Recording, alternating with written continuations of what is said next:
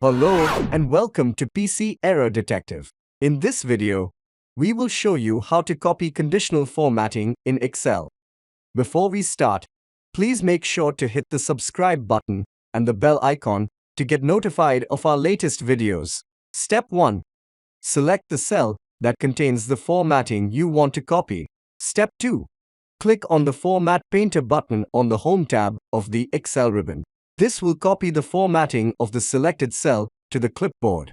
You will see a paintbrush icon next to your cursor, indicating that you are ready to paste the formatting. Step 3. Select the cell or cells where you want to apply the formatting. You can select a single cell, a range of cells, a row, a column, or the entire worksheet.